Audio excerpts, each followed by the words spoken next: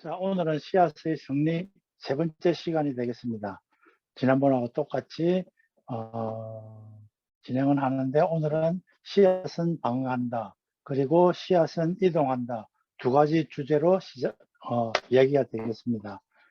제가 맡은 부분은 씨앗은 방황한다 부분의 제10장 가장 기분 좋은 콩에 관한 부분입니다.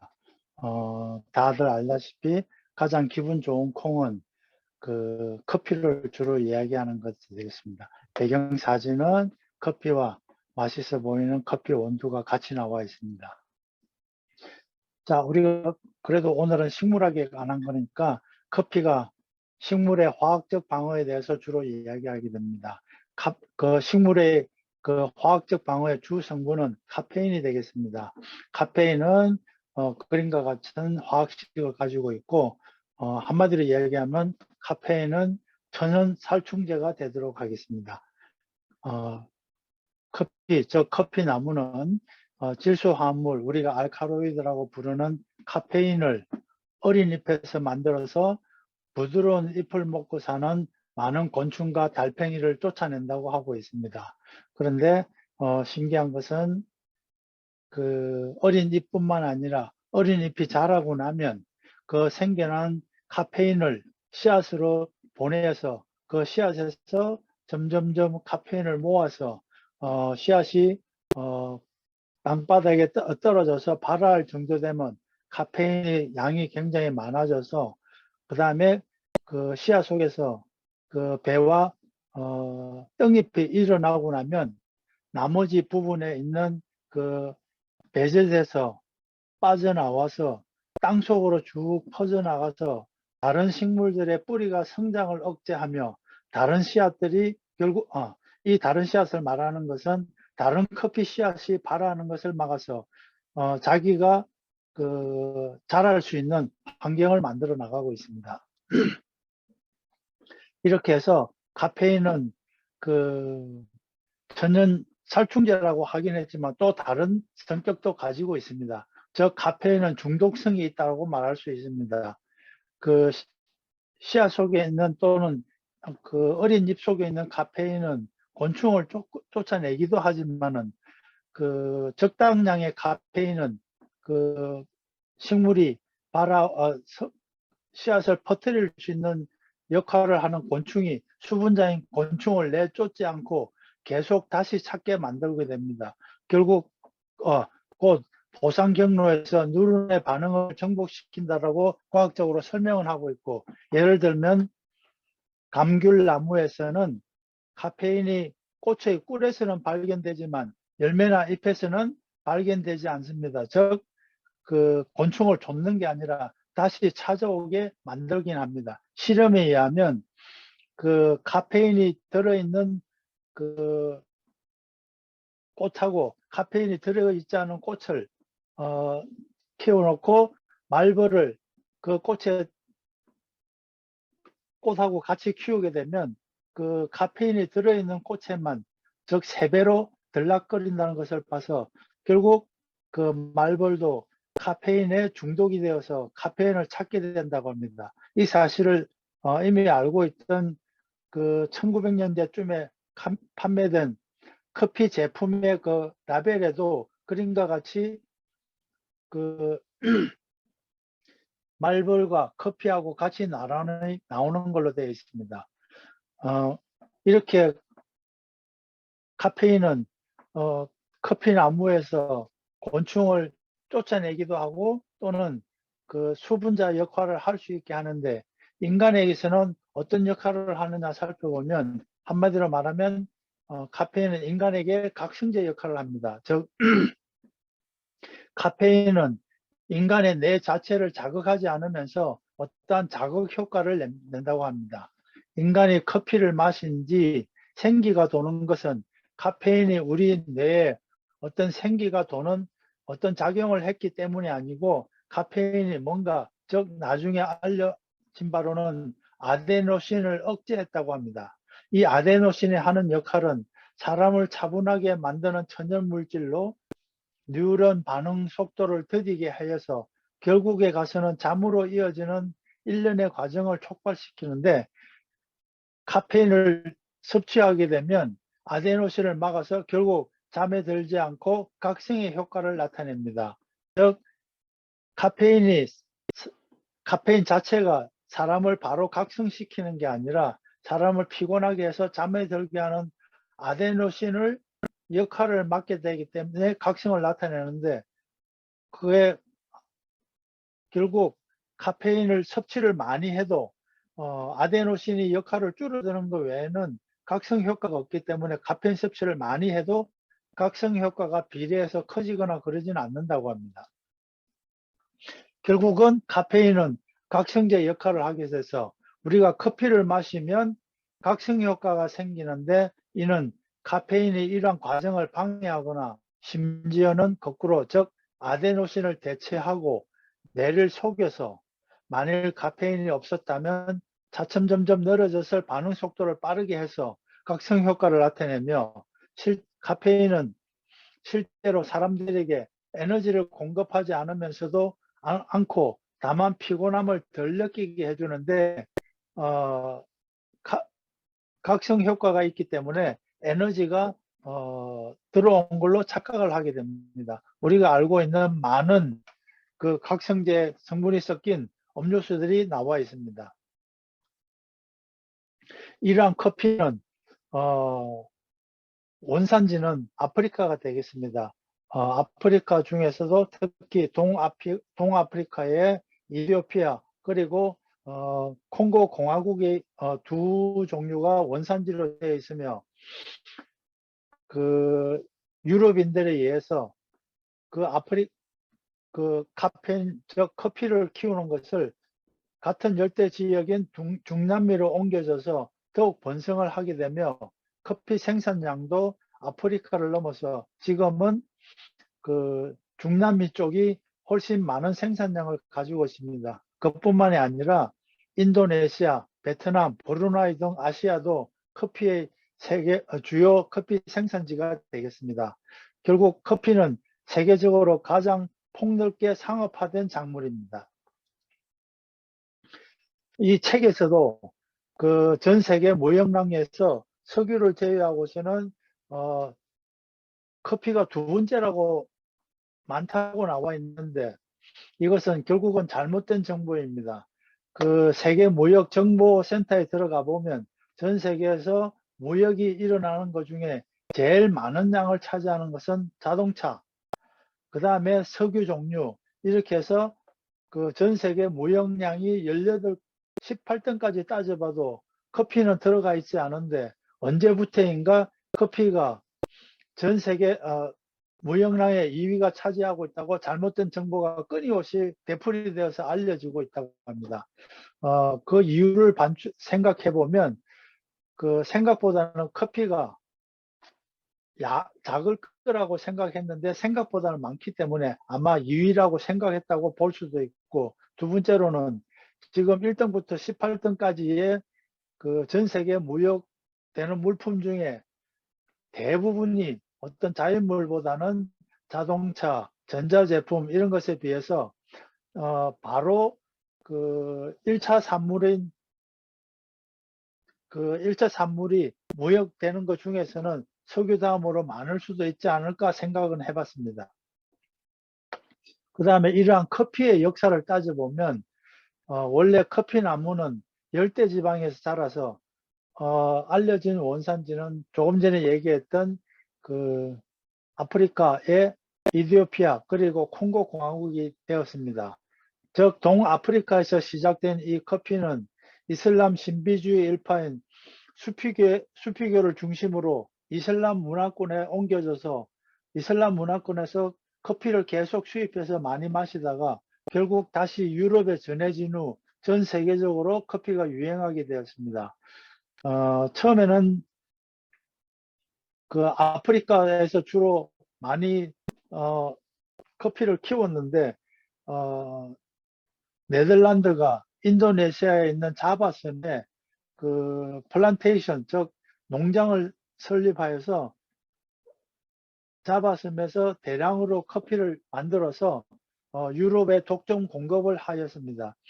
그러는 가운데 1723년 프랑스인 가브리엘 마티우 드 클리우라는 사람이 프랑스 왕립 식물원에서 커피나무 묘목 한 그루를 배를 타고 카리브해 마르티니크 섬의 농장에 옮겨 심어서 재배를 해서 결국에는 유럽에 커피를 공급하게 되었고, 이게 점점 커져서 그 주위에 있는 그 서인도 제도뿐만이 아니라 멕시코, 브라질 등에서도 커피를 대량 재배하게 되어서 지금은 전 세계적으로 대륙 중에서 그 중남미 쪽에 있는 커피가 가장 많이 전 세계에 보급되고 있다고 합니다.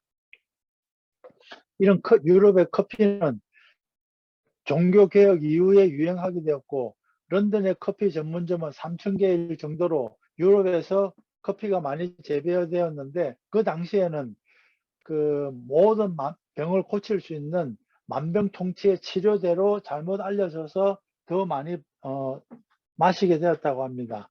그래도 지금 알려지고 있는 현재 과학적으로 인정되고 있는 치료 효과는 이형 당뇨, 간암, 파킨슨병 등의 효과가 있다고는 하지만은 아주 미세해서 유의미한 차이는 크게 많지는 않은 것 같습니다. 이거는 정말 의외로 처음 알았던 사실인데, 그 당시에 그 유럽에서는 맥주 수프, 유럽 특히 독일에서 더 많이 유행을 했었는데, 그 맥주를 이용해서 수프를 만들었다고 합니다. 맥주만으로 만든 게 아니라 처음에 맥주를 끓여서 알코올을 약간 날려보낸 상태에서 거기에 빵 자른 거, 그 다음에 여러 가지를 넣어서 수프를 만들었는데, 기존 레시피는 김이 나도록 뜨거운 에일 맥주에다가 계란, 버터, 치즈, 그 다음에 빵이나 반죽을 빚고 설탕 등을 첨가해서 만드는 음식이라고 합니다. 이렇게 해서 유럽에서 1인당 연간 맥주 소비량은 중세 유럽에서는 약 300 내지 400리터 정도가 소비되었다고 합니다. 현대에 와서는 미국이 78리터, 영국 74, 독일은 107리터 정도로 소비되는 걸로 봐서, 그 당시에는 그 맥주가 메가 즉 포리의 당질로 되어 있었기 때문에 영양 공급원으로서도 많이 역할을 했고, 특히 이 당시에는 아주 낮은 농도의 맥주를 썼기 때문에 어린애들도 많이 먹고 살았다고 합니다. 예쁘니까 뭐 하긴 하겠지. 그 네. 통계 이용 시장과 어디서 선생님이 찾으신 거 이렇게 궁금하네. 다시 한번 보고 싶어요. 네네네. 지금 잠깐 그 보고 오신 시간 가져가야 될 거. 선생님 띄워주시죠. 네. 중요한 산업 구조와 보석이 많았는데 다이아몬드랑 뭐 골드랑 어떻게 그걸 보셨어요? 카까지는 제가 봤는데 카 미치 피는 생각도 못했는데. 다시 그러면 석공쌤이 1등부터 1등은 자동차, 2등은 정제된 석유, 3등은 서킷이라고 봐서 전자제품 종류인 것 같고요. 4등은 비클 파트니까 자동차 부품, 5등은 컴퓨터, 6등 약, 7등 금, 8등은 이것도 페트롤리엄의 크루드가 뭐였지? 이렇게 해서 13번째로 교역량이 많은 게 블러드. 휴먼 or 애니멀 블라드라고 나와 있긴 하네요. 그 다음에 18번째에 보석까지 가도 커피는 아직은 안 나오고요. 재밌네요. 선생님 여기가 보석이랑 원석, 다이아몬드랑 따로 돼 있나 봐. 이게 공업용이랑 보석이랑 나눠진 건지. 그렇긴 하네요. 네. 근데 나도 책 보면서 2위가 커피라 그래서 커피가 많긴 하겠지만 이렇게까지 많을까 싶어서 검색을 해봤더니 그 인터넷 중에 이 사람이 커피가 2등이 커피라고 한 데는 그걸 커피에 관한 책을 누가 썼는데 거기에 한번 잘못 쓰는 바람에 줄줄이 그걸 인용하는 사람들이 다 똑같은 실수를 하고, 이 작가도 그걸 보고 2위로 했던 거라고 아예 인터넷에 떠 있더라고요. 그 선생님 혹시 이런 건 아닐까요? 이게 그 자연에서 얻는 거잖아요. 석유나 커피는. 근데 저기는 그 제조되고 그런 것들이라서 그런 건 아니겠죠? 아, 네. 아니요, 아니요. 저도 그래서 왜 이 사람이 네. 2등이라고 했나를 생각해 봤더니 아까 말씀드렸잖아요. 1차 산물로서 많이 팔리는 거는 석유 다음에 그 외에는 전부 다 공산품이라서 2등은 커피일 수도 있겠다. 그다음에 또 하나 생각해야 될 게 그 수출이라는 게 우리가 식량 같은 경우는 밀 같은 경우는 많이 먹는 나라에서 많이 생산도 하잖아요. 음. 그런데 석유는 많이 생산하는 나라와 많이 소비하는 나라가 많이 달라요. 커피도 커피도 마찬가지로 중남미, 아시아, 베트남 등의 몇 군데에서 아프리카에서 많이 생산하지만 소비하는 거는 잘 사는 나라들이란 말이에요. 그거 차이에 의해서 2등일까 생각을 많이 하다가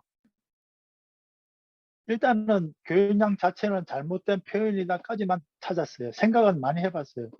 소비자와 생산자가 많이 차이가 나면 전 세계적으로 물자가 많아도 수출량은 많을 것이다.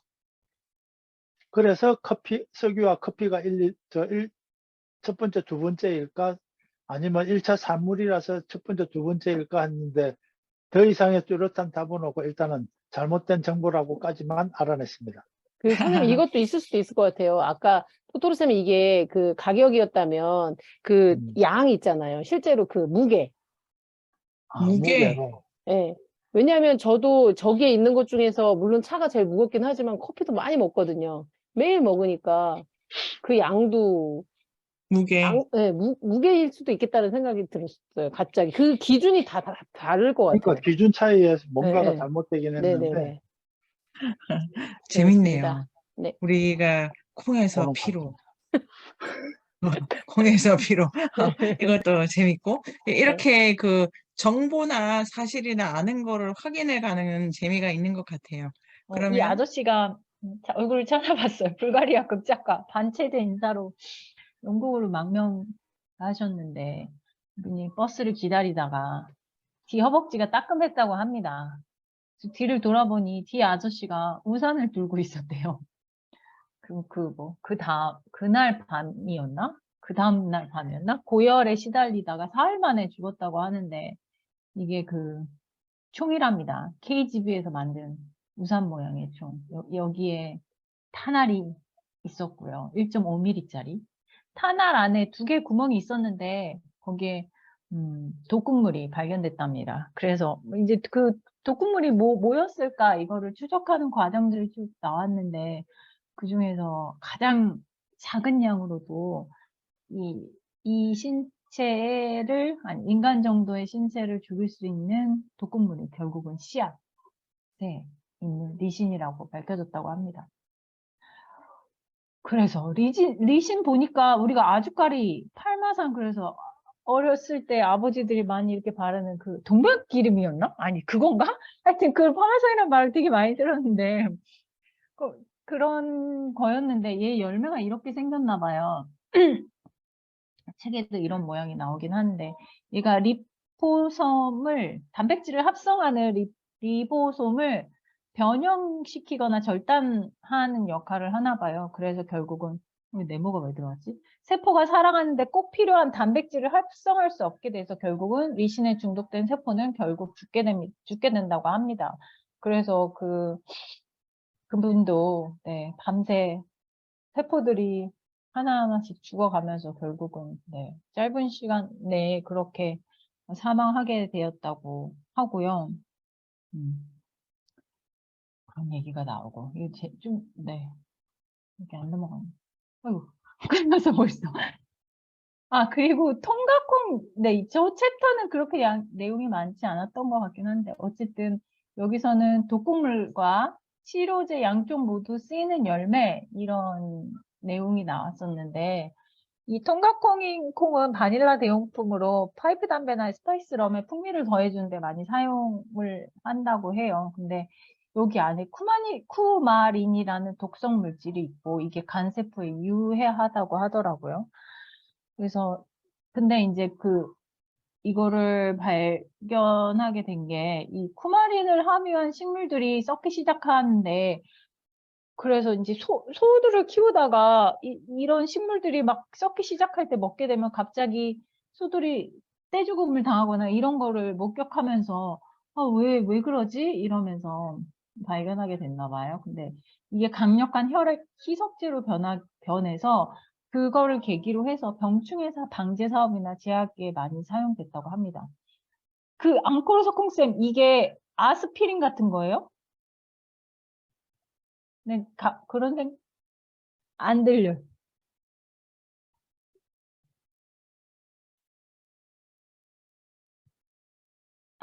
네.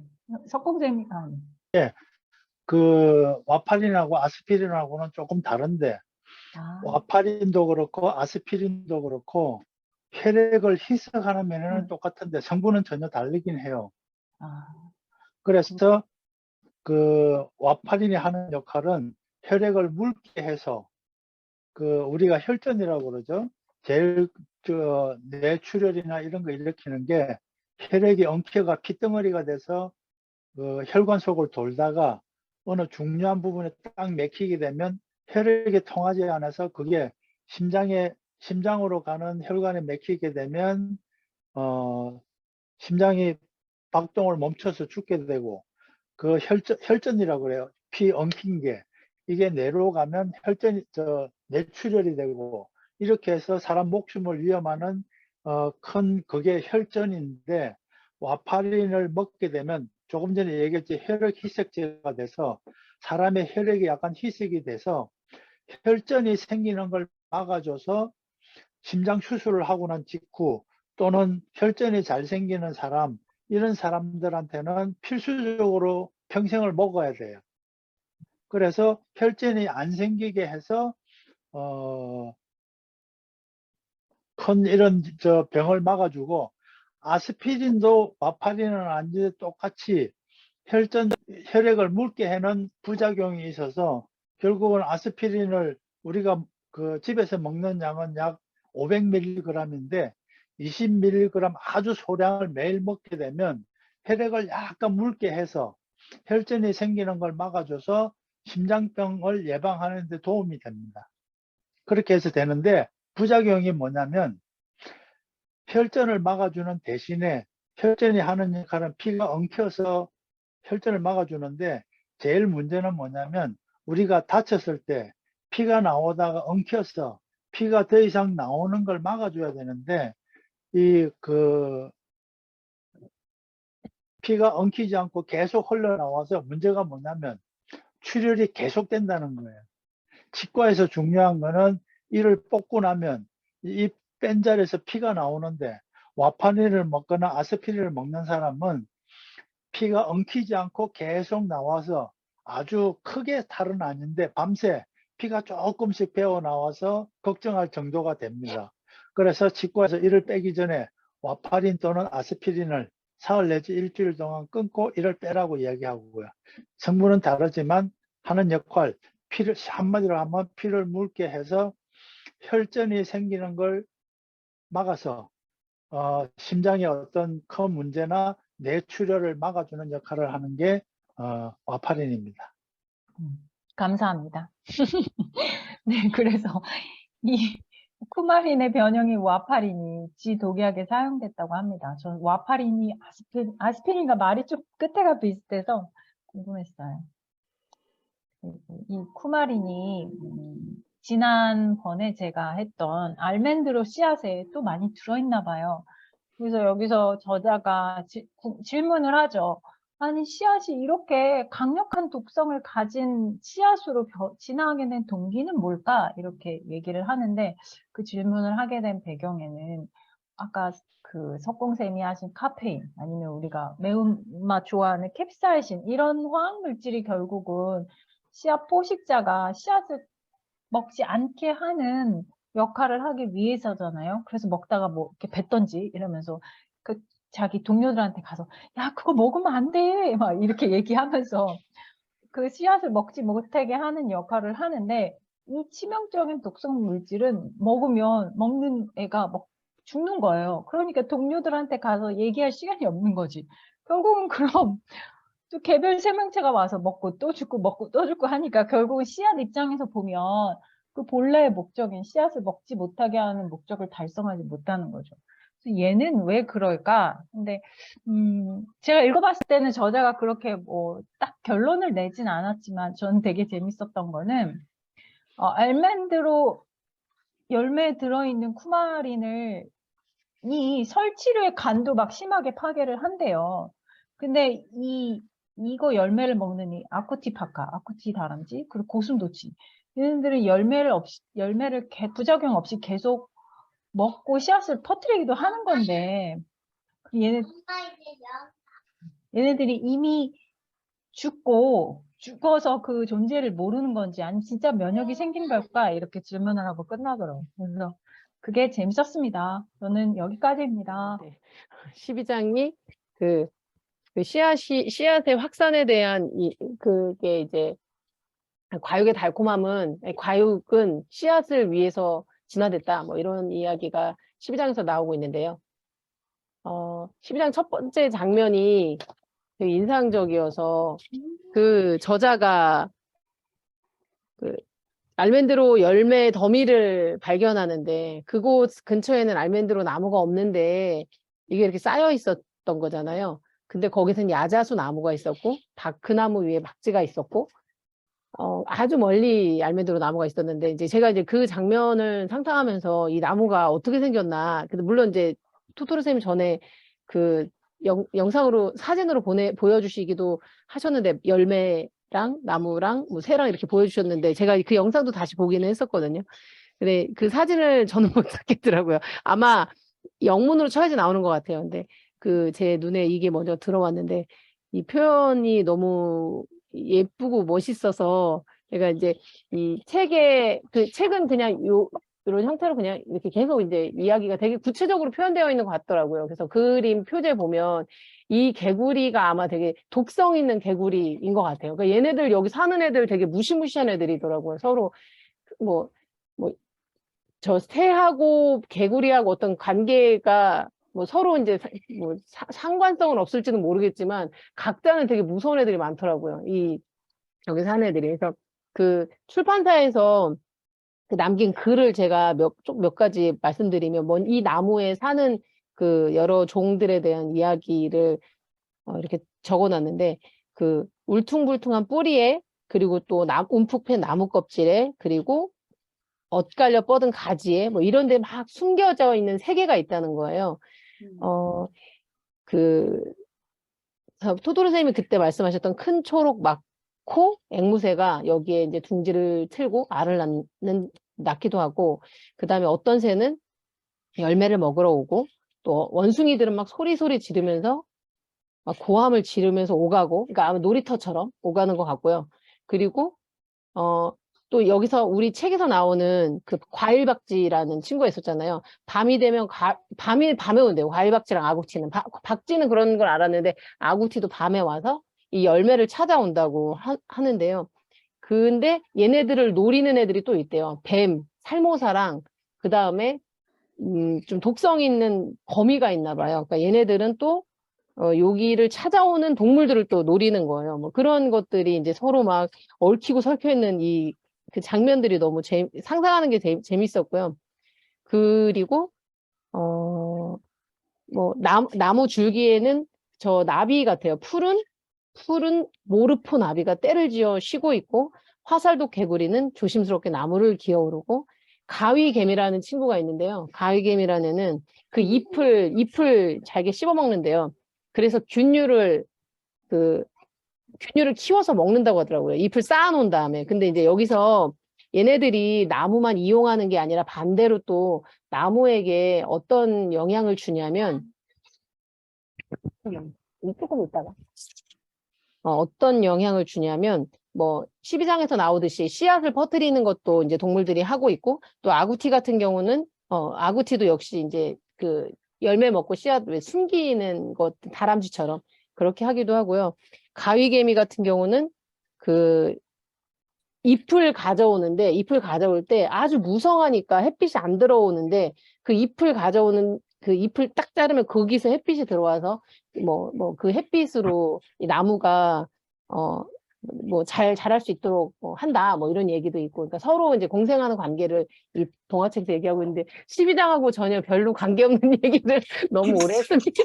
맞아. 근데 저는 이 책이 너무 재밌을 것 같아서 찾아보게 되었습니다. 그리고 이제 저는 박쥐인데요. 제가 이거를 왜 찾아봤냐면, 그냥 박쥐면 저도 지나갔을 것 같은데, 과일박쥐라고 해갖고, 왜 과일박쥐야? 이름이 너무 과일하고 박쥐는 안 맞잖아. 그래서 왜 과일박쥐인가? 그러니까 아마 이제 이 친구들이 과일을 먹는 친구들인 것 같더라고요. 그래서 제가 이제 이걸 찾아보면서 우리가 알고 있는 박쥐는 뭔가 인간한테, 물론 코로나도 있었지만 되게 어떤 바이러스만 가지고 있는 숙주처럼 되게 좀 나쁜 이미지로만 생각했는데, 꼭 그렇지만은 않다라고 이제 그 나무위키에서 이렇게 나오더라고요. 그런데 그리고 왜 그 흑펄박쥐 같은 그런 거는 한 종밖에 없다고 하기도 하고요. 박쥐가 얘네들은 그 사람 손에서 키워지는데 과일박쥐는 돼지코가 아니라고 하더라고요. 얘네는 돼지코가 아니잖아요. 그래서 제가 돼지코인 건 갖고 오기 싫더라고요. 그래서 돼지코 아닌 이 과일박쥐 애기들로 갖고 와봤고요.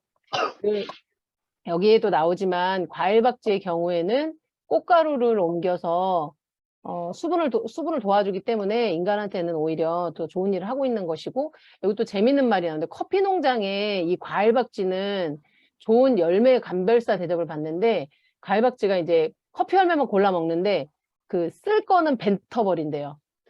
그러니까 이제 얘네들이 먹는 게 필요 없는 거를 먹나 봐요. 그러니까 필요한 건 뱉어버리고. 그런데 일단 들어갔다 나오는 건가? 이런 생각 들었어요. 그럼 깨끗한가? 뭐 이런 생각도 들었었고요.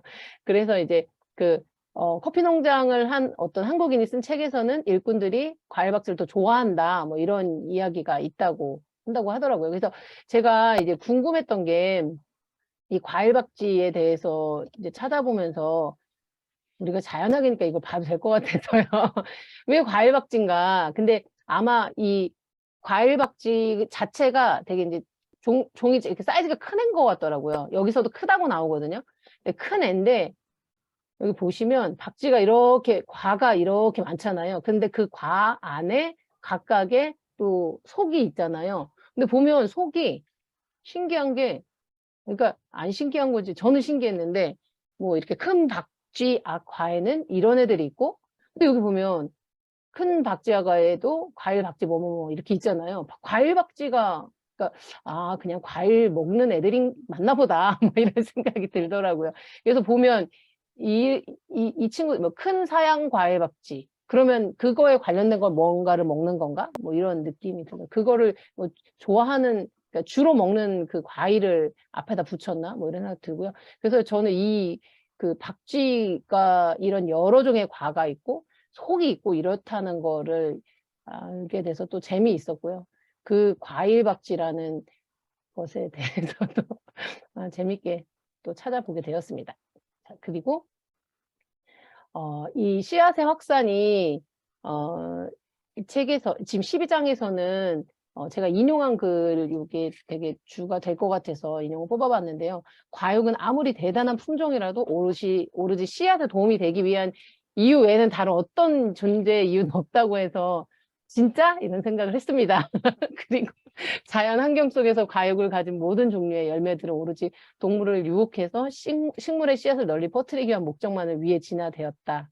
그리고 이제 이 저자의 그 씨앗의 그 확산에 대한 이야기를 보면, 그 알멘드로 나무의 경우에는 씨앗 위에 얇은 과육층을 덮어서 과일박쥐를 유인했다고 했는데, 그래서 이제 얘네들이 멀리도 가져간 거다. 그래서 씨앗이 확산된 거다라고 했는데, 뒤에 그런 얘기 나오거든요. 이 부분도 좀 이게 왜 유인한 거야? 라고 생각했는데, 박쥐들의 그 이빨이 그렇게 진화된 거죠. 이게 딱딱한 친구들을 이렇게 하기에 진화돼 갖고, 그래서 그랬다고 말하는 것 같은데, 우리 선생님께서 말씀하신 이 아주까리.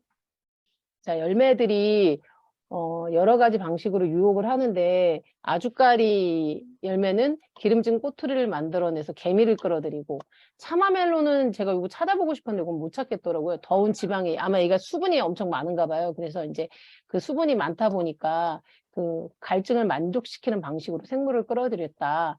이런 이야기가 나오고요. 씨앗이 익고 떠날 준비가 되었을 때 맛이 좋아지는데 익기 전까지는 뭐 독성이나 뭐 이런 걸 띠므로써 동물이 가까이 오지 못하도록 한다는데 요 일화가 재미있었는데 콜럼버스가 뭐 두 번째 항해 중에 선원들이 그 과일을 먹었는데 걔는 거기 그 선원들 다 익은 과일인데도 불구하고 다 배탈이 났는데 그것은 그 특정한 그러니까 씨앗이 특정한 확산자를 확산자가 아닌 경우에는 그 독성을 그런 거 같아요. 그러니까 확산자를 찾는 것 같아요. 제 생각에는 그랬던 것 같아요. 그래서 그 얘기를 하시는 것 같아요. 이 저자가 확산자를 지정한다고 해야 되나? 그렇게 보는 것 같더라고요.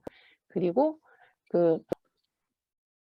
이 열매들을 찾아서 그 동물들이나 이 사람들이 이렇게 그 멀리 이동하는 경우가 책에서 예로 나오고 있는데 아프리카 코끼리가 비터바크 마룰라 요거는 얘가 마룰라인 것 같더라고요.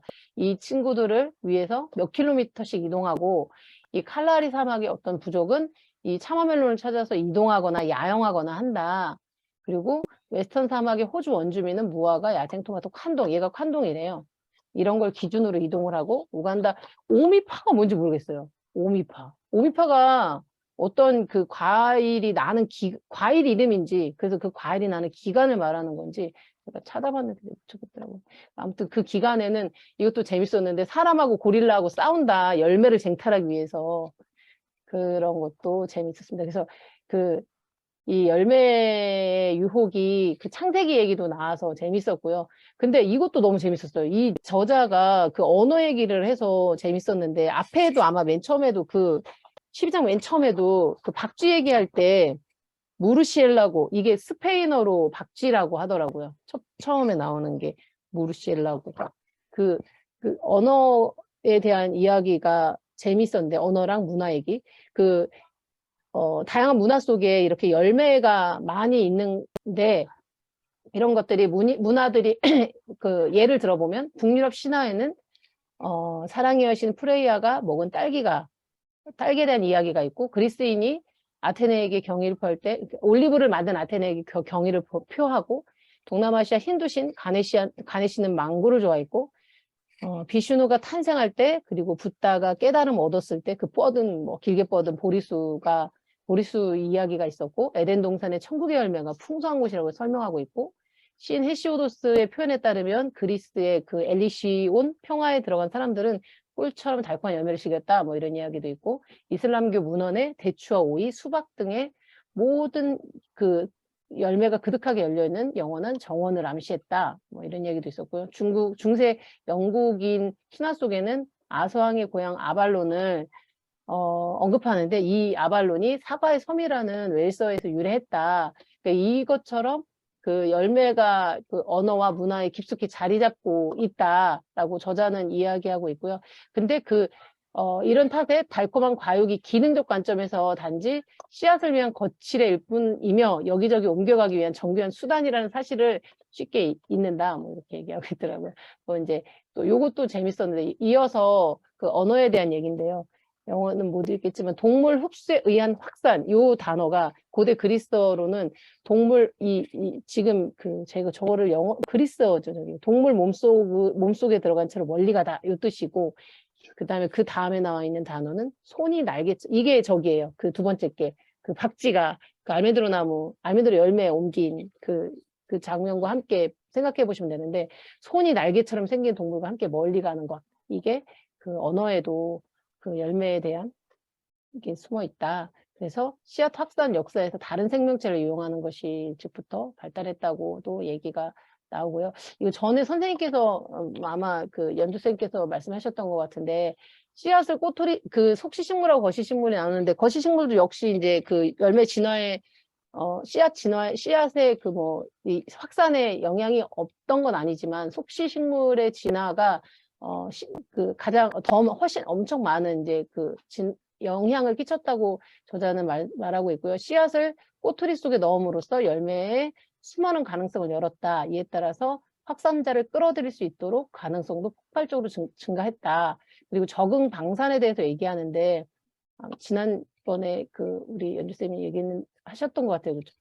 이게 아마 위키백과에 따르면 적응 방사는 진화 생물학에서 같은 조상을 가진 생물의 어떤 한 분류군이 환경에 해가는 과정에서 이런 생활 방식에 따라서 진화한 건데, 지난번에 이 부리의 모양이 달라진 그 적응 방산에 대해서 얘기했었던 것 같아요. 그래서 얘가 갈라파고스의 핀치새인데, 그 핀치새가 14종인데 4종이 이렇게 좀 진화했다고 이야기가 나오더라고요. 먹는 것에 따라서. 그리고 마지막이 아니네요. 열매와 확산자의 그 적응 방식에 대해서 나오고 있는데요. 과일박쥐, 아까 이 부분 말씀드렸던 것 같은데요. 과일박쥐의 이빨이 곤충을 잡아먹기 위해 처음에는 이제 쪼개는 형태였다가 이후 열매를 깨물어 먹기 위해서 이빨 표면이 으깨고 분사하는 용도로 그런 각진 형태로 진화했다라고 이야기가 되고 있고, 개논 원숭이. 얘가 개논 원숭이인 것 같아요. 얘는 과일박쥐 중에 하나고요. 개논 원숭이인데 뺨에서 목 옆면까지 늘어난 특별한 주머니를 갖고 있다. 여기에 열매를 많이 담아서 안전한 곳에서 가서 먹는다. 그리고 새들은 큰 부리나 신축성 있는 목, 그리고 많은 양의 열매를 빨리 처리하기 위해서 내장까지 발달시켜요. 저는 진짜 계속 진짜 그러고 읽고 있었어요.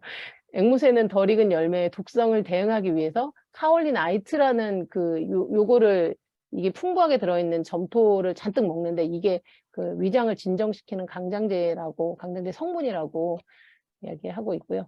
여새라는 얘가 여새인데요. 얘는 황여새고 우리나라 사진인 것 같아요. 그 여새는 베리류를 빨리 소화시키기 위해서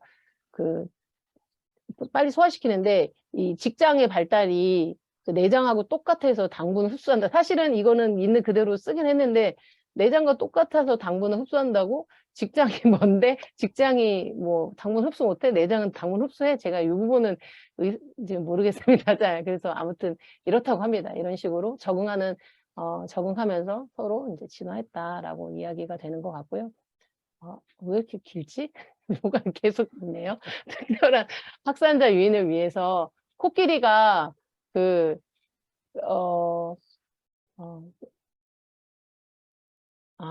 코끼리의 엄청난 이빨이 열매 속 씨앗에 있는 목질의 마개를 느슨하게 만들어준다고 해요. 이게 나중에 씨앗이 수분을 흡수하는데 싹을 틔울 수 있게 해준다. 그리고 뭐 곰이 먹는 체리, 갈라파고스 거북이가 좋아하는 백년초, 이런 애들도 근데 이거 말씀하시면서도 정확하지 않다고 말씀하세요. 그래서 너무 재밌었는데, 뭐 아무튼 이런 것을 소화하면서 발화가 촉진된다. 얘네들이 이런 걸 먹으면서. 그리고 어떤 경우는 똥 속에서 씨앗을 꺼내서 더 멀리 퍼뜨리는데, 아까도 코끼리 똥 속에서 원숭이인가 누가 이렇게 이렇게 씨앗을 찾았었잖아요. 뭐 그런 경우도 있다. 뭐 이렇게 맞춤형으로. 나무 다람쥐들이 코끼리 똥 속에서 마룰라 열매, 아까 망고처럼 생겼던 노란 친구요.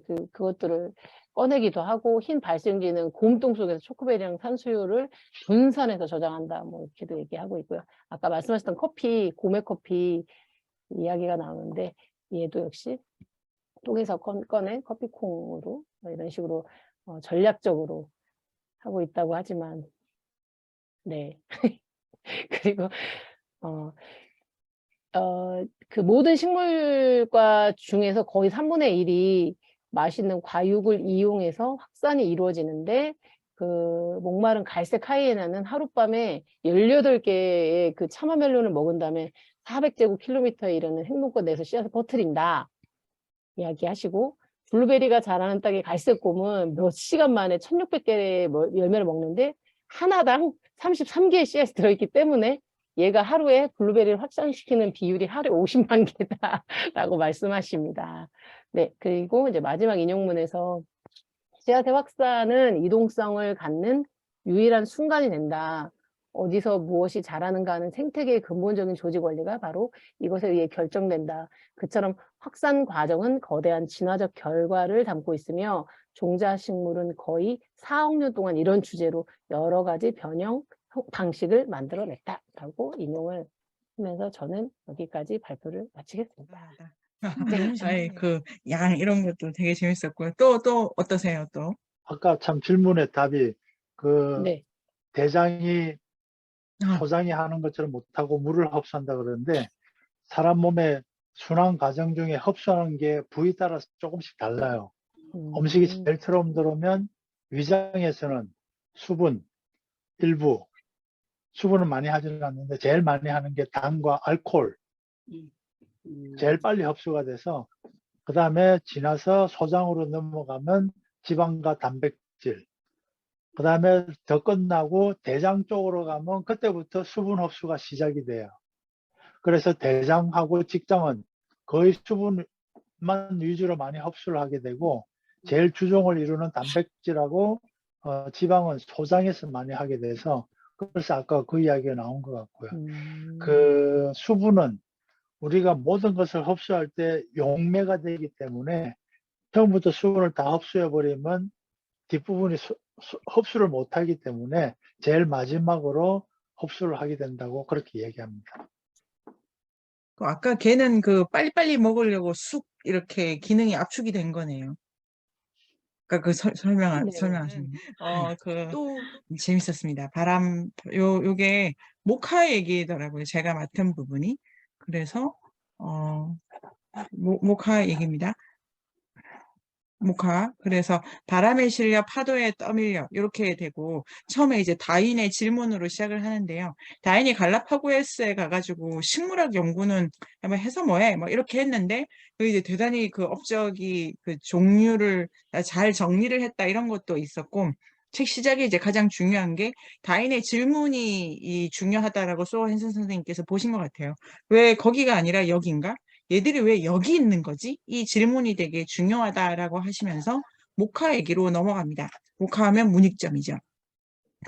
저 너무 오랜만에 모카인데 모카를 그냥 이거는 책 말고 민족문화 대백과 사전에 그대로 긁어 왔는데요.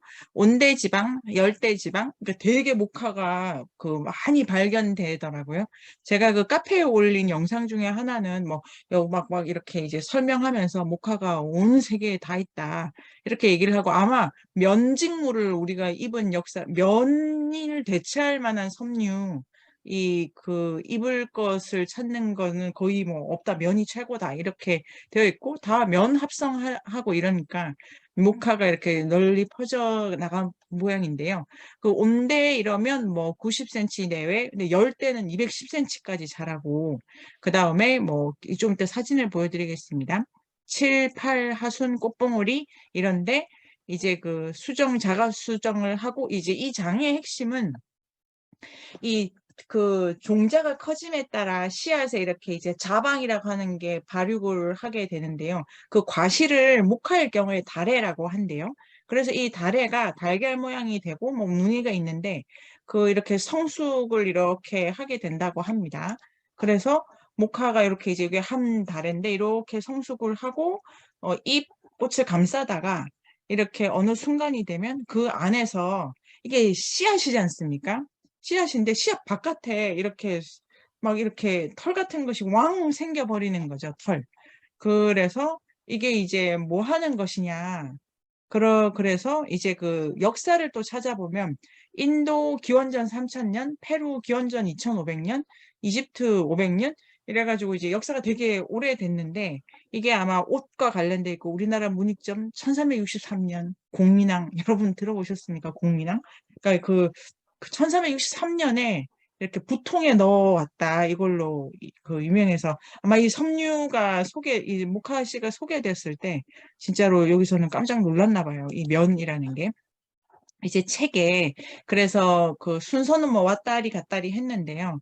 이 이후에 이제 연구자들이 조사를 해보니까 다인이 발견한 이 갈라파고스 군도에 모카가 발견이 됐는데 이게 저 옆에 요 아메리카에서 이렇게 건너온 건데 도대체 이 바다를 어떻게 건너왔을까? 이걸 막 계산을 해보니까 거의 그 926km 이거를 이제 횡단했다는 게 밝혀졌다.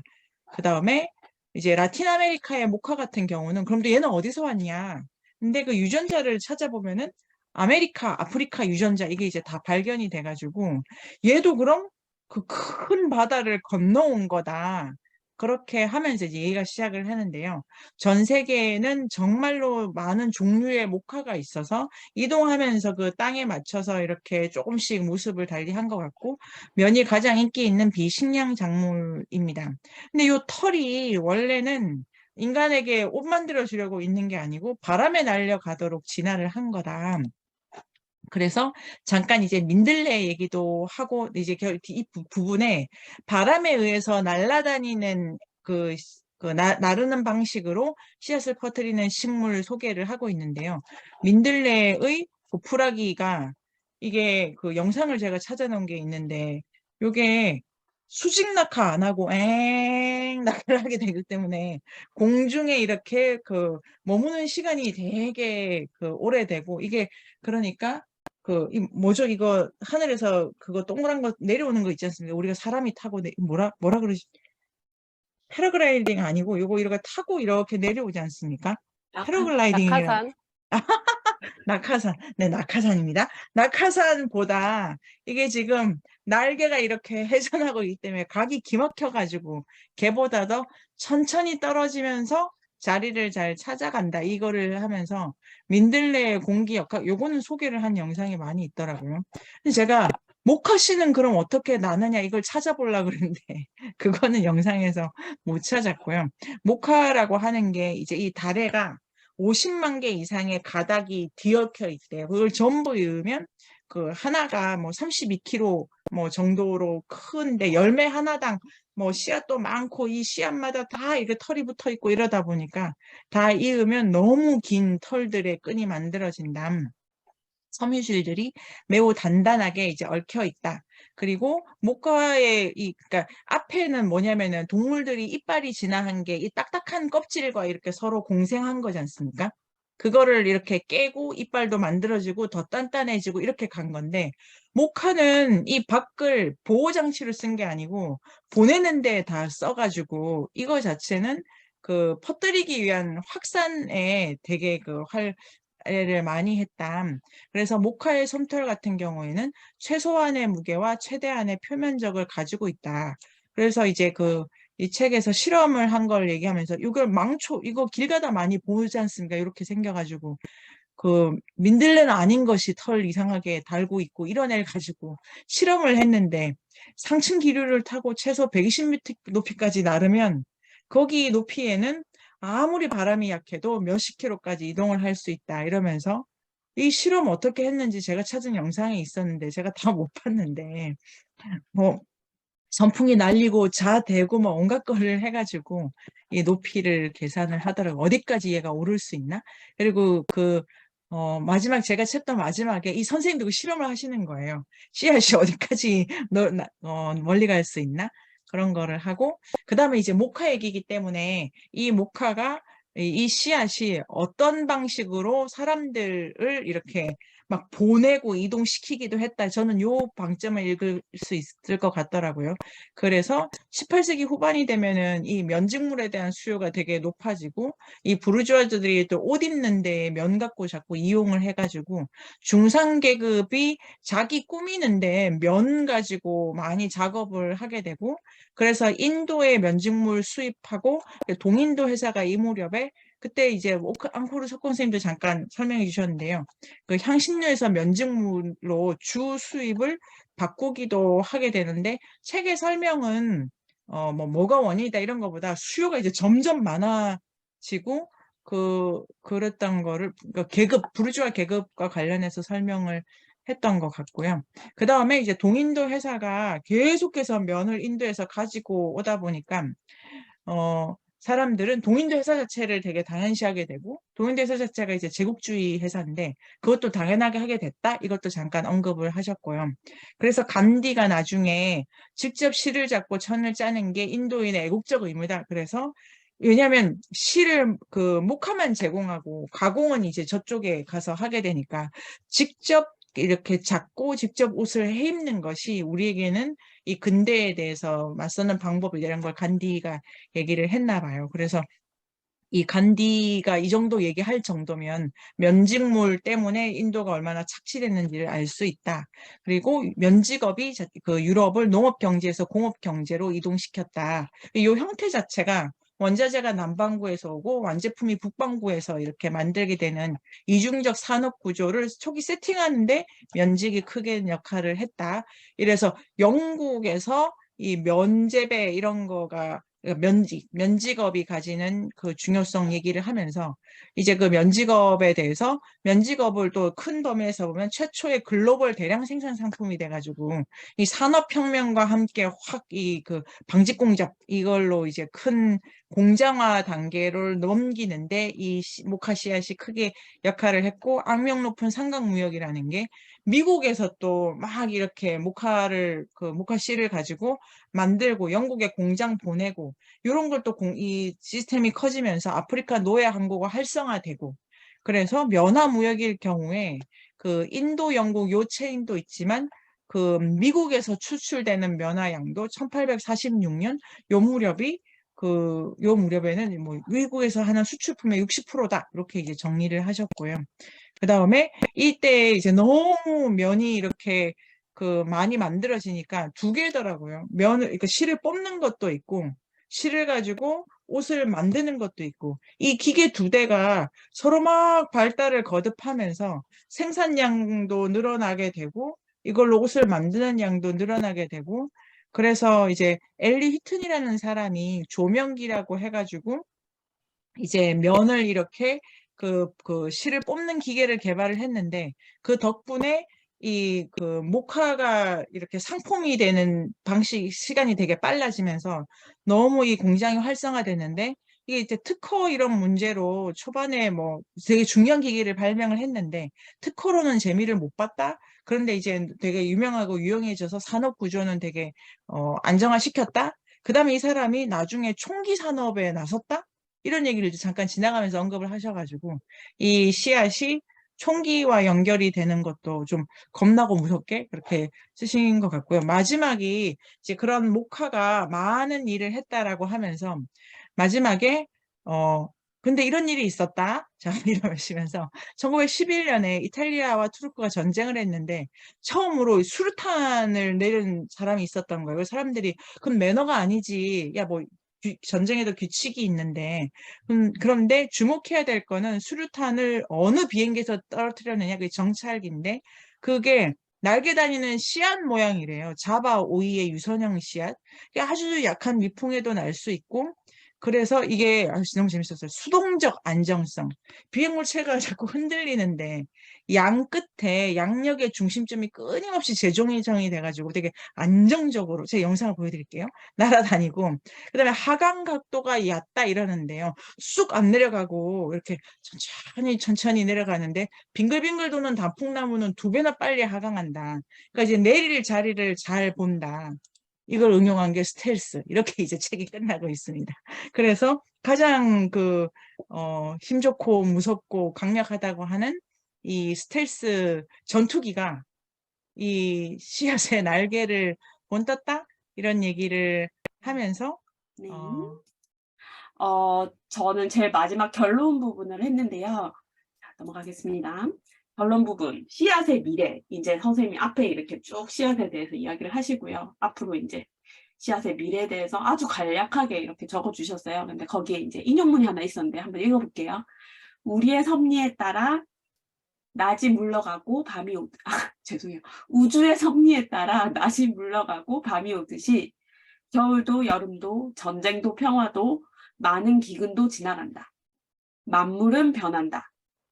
이게 기원전 6세기의 헤라클레이토스가 말인데 진짜? 막 이러면서 보긴 했었어요. 그러고 다음 페이지 넘어갈게요. 선생님 이거 혹시 보이세요? 저 화면이 지금 멈췄어요. 보이세요? 헉, 안 되나? 선생님 들리세요? 저 화면이 다 멈췄는데 선생님들이 다. 괜찮은데? 아 괜찮으세요? 네, 그러면 다음 페이지 넘어가겠습니다. 여기서 씨 없는 수박에 대한 이야기가 나오거든요. 이 선생님이 처음에 이제 자기 부모님 이야기로부터 이 결론 전체는 부모님 뭐 그 윗세대 이야기부터 아들 이야기로 이렇게 끝이 맺거든요. 그러니까 이렇게 부모님 세대부터 쭉쭉쭉 이어져 가지고 후세대까지 씨앗이 쭉 전해진다 뭐 이런 메시지를 결론에서 뭐 주고 싶으셨던 것 같아요. 그러면서 가족 소개할 때 와이프의 할아버지가 미국에서 씨 없는 수박을 제일 먼저 재배를 하셨다고 하시더라고요. 제가 씨 없는 수박 예전에 이야기를 들은 적이 있었는데 정확하게 다시 찾아보니까 이제 씨 없는 수박이 어떻게 만들어지는지 그 원래 보통 수박 종자는 2배체라고 하더라고요. 그래서 수박 종자는 2배체고 원래라면은 이제 얘가 감수 분열을 해야 되잖아요. 근데 여기에 콜리친이라고 하는 거를 처리를 한대요. 근데 콜리친이 약간 식물의 독성 성분인데요. 이거를 이제 처리를 하면은 그러니까 이걸 처리를 하면은 왜 이렇게 염색체가 이렇게 떨어지잖아요. 감수 분열할 때. 이거를 못하게 막아주나 봐요. 그래서 이제 감수 분열을 못하게 막는 거죠. 그래서 염색체가 이렇게 양쪽으로, 양극으로 이동을 할 때 이 방추사라고 왜 이렇게 막 실 같은 그림에 있잖아요. 여기는 지금 없는데 그 예전에 보신 적 있으실 거예요. 그거의 형성을 막아준대요. 그러니까 감수 분열을 못하게 막는 거죠. 그래서 얘는 이제 4배체가 되는 거거든요. 그래서 코리친 처리를 하면은 염색체의 수가 이제 정상 염색체의 2배가 되는 거예요. 그래서 여기 4배체가 되고요. 4배체에서 감수 분열을 한다고 합니다. 보통은 2배체에서 감수 분열을 하고요. 그럼 여기에 2개가 남아서 암꽃의 난세포가 되고요. 숫꽃의 꽃가루 감수 분열을 했으니까 하나만 남아서 3배체의 수박 종자가 되는 거예요. 근데 이게 이제 그 다음 세대에 3배체 여기서 얻었잖아요. 3배체랑 2배체 보통의 수박 종자를 얘네들을 다시 이제 인공 수정을 시키는데 3배체니까 감수 분열을 못할 거 아니에요. 얘네들은 홀수니까. 그래서 정상적으로 감수 분열을 못하고 얘는 그대로 3배체로 그냥 남아있는 거예요. 그리고 이제 2배체가 감수 분열해서 하나가 남는 거잖아요. 그래서 인공 수정을 하는데 얘네는 이제 씨를 가질 수가 없는 거죠. 후세를 남길 수가 없어요. 그래서 씨 없는 수박이 형성된다고 합니다. 이거를 이제 미국에서 이 선생님의 와이프의 할아버지가 제일 먼저 재배를 했다. 우리 와이프의 가족은 농업과 관계가 많다. 뭐 이런 설명을 하셨어요. 그리고 이제 이 아버님, 할아버님의 예를 드셨던 게 이제 이걸 어떻게 보면은 이게 이제 그 종자를 둘러싸고 앞으로 이제 어떤 논쟁이 일어날지에 대해서 선생님이 그걸 언급하고 싶어서 저 예를 드신 것 같은데요. 이건 지금 염색체 수를 조절해가지고 씨 없는 수박을 만든 거잖아요. 근데 앞으로 뭐 유전자 조작 식물 같은 거 되게 많이 들어보셨잖아요. 그게 이제 앞으로는 제일 큰 논쟁이 될 것이다 하면서 그거에 대해서 언급하셨어요. 그래서 지금까지 선생님이 막 보여주셨던 종자에 대한 애정을 보면은 이제 선생님은 뭐 GMO 유전자 조작하는 종자에 대해서 딱히 이렇게 찬성의 입장은 아니신 것 같은데요. 어쨌든 이제 전통적으로 이렇게 육종을 하는 게 있고요. 그리고 유전자 조작을 해서 유전자 조작 그 종자를 만드는 게 있는데요. 그러면 앞에 거는 유전자를 만지진 않았잖아요. 그냥 염색체를 조절했을 뿐이니까 그거는 뭐 유전자 조작으로 보지는 않는다고 하더라고요.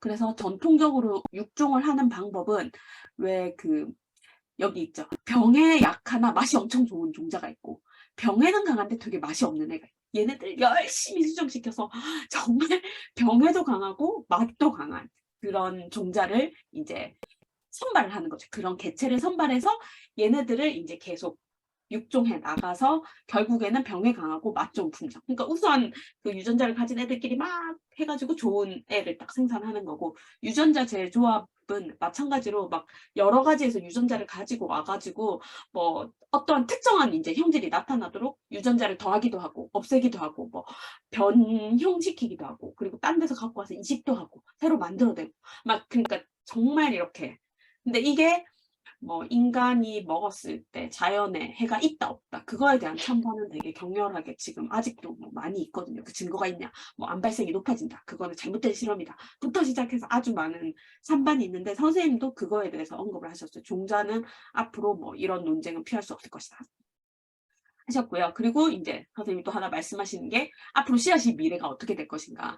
포자식물에서 종자식물로 갔고 이제 난초의 예를 들어주셨거든요. 이게 난초 씨앗이라고 하더라고요. 얘는 정말 그 이렇게 먼지처럼 생겨가지고 이렇게 번식을 하는 거죠. 그래서 얘 이제 예를 들면서 종자식물 다음에는 뭐 이런 애인가 하는 뉘앙스로 선생님이 쓰신 것 같아요. 정확하게 막 그런 표현은 없어가지고 난초 이야기를 왜 하셨지 했는데 아마 뭐 이런 식으로 진화해 나가지 않을까 뭐 하면서 이제 말씀을 하셨던 것 같고요. 제가 되게 이제 인상 깊은 구절이 하나 있었는데요. 씨앗은 과거와 미래의 연결성을 구체적인 형태로 보여주며 계절과 토양의 자연적 리듬뿐만 아니라 인간관계까지도 일깨워준다라고 되어 있었거든요. 근데 이러면서 선생님이 하셨던 이야기가 종자를 이렇게 가진 사람, 식물을 재배하는 사람들은 이 종자를 나눠주는 거, 같이 식물을 키우는 거에 서로 막 되게 공감하면서 이렇게 막 재밌으니까 막 이야기를 많이 하나 봐요. 그래서 씨앗도 나눠주고 그래서 자기 아들 노아가 할머니네 밭에서 무슨 씨앗을 하나 주워와가지고 이제 그거를 심는 거죠. 그러니까 할머니한테서 얻은 종자를 직접 받지는 않았지만 애가 키워서 꽃을 이제 피우는 뭐 그런 이야기로 선생님이 이제 이야기는 마무리를 하셨거든요. 근데 제가 이거 근데 제가 막 여러 개 봤었는데 이분이 제일 설명을 잘해주시더라고요. 너무 잘하시네요. 아니, 제가 찾은 것 중에 이제 재밌다 생각했는데, 저는 그 우리 수연쌤이 그 아보카도 이것도 세상에는 정말 난 그동안 뭐 했나 이런 생각이 들었는데, 모카를 집에서 재배한 사람이 많아.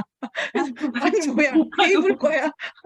근데 난 이거 세상에는 많은 사람들인데 난 정말 한 게 없구나 이런 생각이 이분 너무 아까 심심해서 이것저것 해본다는데 근데 그러니까 그 최근에 작은 아씨들 이런 드라마에 난초 얘기가 막 제가 잘 봤는데 그걸 나무에 난초를 막 심어야 된다고 하더라고요. 뭐야 이랬는데 그게 균이 있어야 되네요. 그런가 봐요. 그리고 아까 그 흙이 아니라 물이네요. 그거는 배지처럼 얘네들이 그냥 만든 것 같아요. 아, 그러니까 지금 실컷 과육이고 동물고 공생이고 이래 했는데 얘는 그거 그게 없이 그냥. 그거 없이 네. 그래서 그런 식으로 뭐 진화할 수도 있다라고 선생님이 말씀을 하신 건가? 네. 그러니까 아직 멈춘 것이 아니다 이런 말이 마지막 네. 메시지가 되게 특별했고 저는 책 전체에 그 돌아보면서 마음에 제일 드는 게 아직 밝혀진 게 너무 없다. 너무 복잡하다 이런 것도 있었는데요. 쌤들 어떠셨어요? 네이버 검색창에 인문공간 세종을 검색하세요.